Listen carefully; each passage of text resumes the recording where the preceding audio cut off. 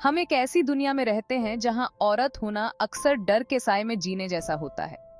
बचपन से ही लड़कियों को सिखाया जाता है कि सावधान रहो, अपनी रक्षा खुद करो, खुद को छोटा कर लो। परेशान किए जाने का डर, हमले का डर और हिंसा का डर हमेशा बना रहता है, जैसे एक साया पीछा ना छोड़ता हो। और ये डर बेबुनियाद नहीं है। ये डर उन कहानियों से पैदा होता है जो हम सुनते हैं, उन अनुभवों से जो हम साझा करते हैं, उन आंकड़ों से जो एक भयावह सच्चाई दिखाते हैं। जिन रास्तों पर हम चलते हैं, जो पब्लिक ट्रांसपोर्ट हम इस्तेमाल करते हैं, यहाँ तक कि हमारे अपने घर भी असुरक्षा की जगह बन सकते हैं। गलती अक्सर गलत जगह ढूंढी जाती है। असली वजह का सामना करने की बजाय जो है लिंग भेदभाव की गहरी जड़ें, औरतों पर ही जिम्मेदारी डाल दी जाती है कि वो अपना बर्ताव बदलें, अपनी आजादी को सीमित करें। ये कोई हल नहीं है। ये तो समस्या को और बढ़ावा देना है। औरतों की सुरक्षा की लड़ाई पुरुषों के खिलाफ लड़ाई नहीं है। यह एक व्यवस्था के खिलाफ लड़ाई है, एक ऐसी सोच के खिलाफ जो इस तरह की असमानता को बने रहने देती है।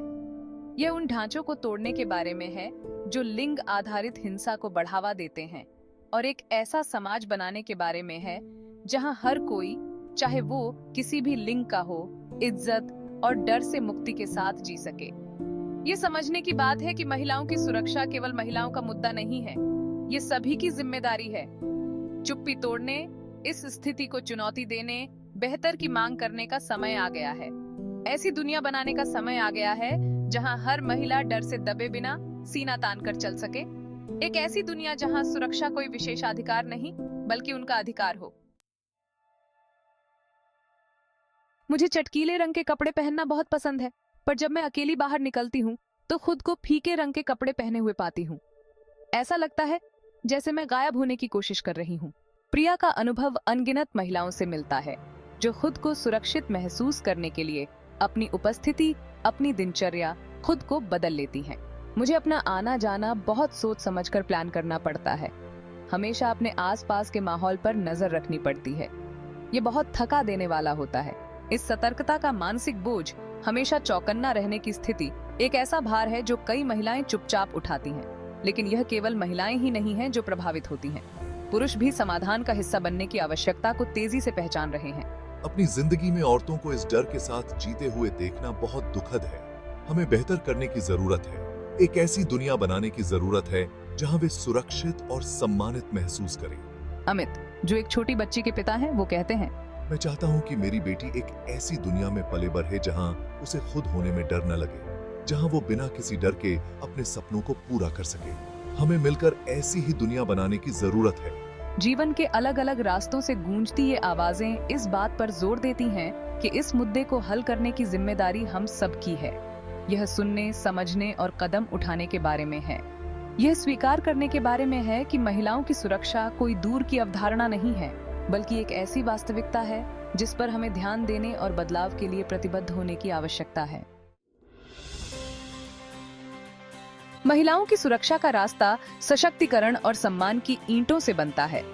जब हम महिलाओं को सशक्त बनाते हैं तो हम उन्हें आत्मविश्वास, संसाधन और खुद के लिए और अपने अधिकारों के लिए आवाज उठाने की क्षमता प्रदान करते हैं। शिक्षा, आर्थिक स्वतंत्रता और स्वास्थ्य सेवाओं तक पहुंच, ये केवल बड़े बड़े शब्द नहीं हैं। ये एक अधिक न्यायसंगत समाज बनाने की दिशा में महत्वपूर्ण कदम है, जहां महिलाएं आगे बिया आचा सकें। उतना ही महत्वपूर्ण है सम्मान और सहमति की संस्कृति को बढ़ावा देना। यह लैंगिक रूढ़ियों और हानिकारक सामाजिक मानदंडों को चुनौती देने से शुरू होता है, जो महिलाओं के खिलाफ हिंसा को बढ़ावा देते हैं। ये लड़कों और पुरुषों को महिलाओं को समान समझना, उनकी सीमाओं का सम्मान करना और यह समझना सिखाने के बारे में है कि सहमति कोई सुझाव नहीं है, बल्कि एक मौलिक अधिकार है। महिलाओं के लिए आत्मरक्षा प्रशिक्षण को बढ़ावा देने वाली पहल सराहनीय है, लेकिन वे अंतिम समाधान नहीं है। हालांकि आत्मरक्षा कौशल सशक्त बना सकते हैं, लेकिन ध्यान महिलाओं को खतरे से बचने के तरीके सिखाने से हटाकर एक ऐसा समाज बनाने पर केंद्रित करने की आवश्यकता है जहां उन्हें पहली जगह में डर में न रहना पड़े। एक सुरक्षित समाज की असली माप दी जाने वाली आत्मरक्षा कक्षाओं की संख्या नहीं है, बल्कि उनकी आवश्यकता का अभाव है। यह एक ऐसा वातावरण बनाने के बारे में है जहां महिलाएं रात में अकेले चलने, खुद को खुलकर व्यक्त करने, अपने जीवन को हिंसा के लगातार खतरे के बिना जीने के लिए सुरक्षित महसूस करें। बदलाव के बीज जल्दी बोने चाहिए। बच्चों में कम उम्र से ही लैंगिक समानता और सम्मान के संस्कार डालकर हम एक ऐसी पीढ़ी का निर्माण कर सकते हैं जो सहमति को समझे, विविधता को अपनाए और हर तरह के भेदभाव को चुनौती दे। युवा दिमागों को आकार देने और समानुभूति और समझ की संस्कृति को बढ़ावा देने में शिक्षण संस्थानों, परिवारों और समुदायों सभी की महत्वपूर्ण भूमिका है।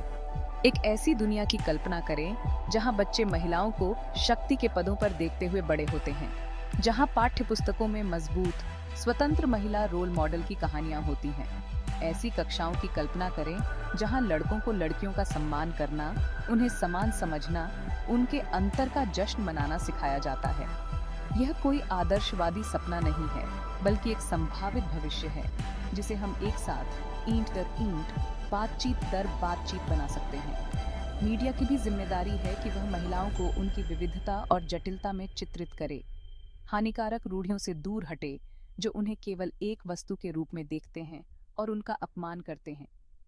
जीवन के विभिन्न क्षेत्रों में महिलाओं के सकारात्मक प्रतिनिधित्व को प्रदर्शित करके हम मौजूदा पूर्वाग्रहों को चुनौती दे सकते हैं और एक नई पीढ़ी को समानता को अपनाने के लिए प्रेरित कर सकते हैं। बदलाव हम में से प्रत्येक के साथ शुरू होता है। यह हमारे अपने पूर्वाग्रहों को चुनौती देने, अन्याय के खिलाफ बोलने, अपने बेटों और बेटियों को अधिक न्याय संगत दुनिया की लड़ाई में सहयोगी बनने के लिए तैयार करने के साथ शुरू होता है।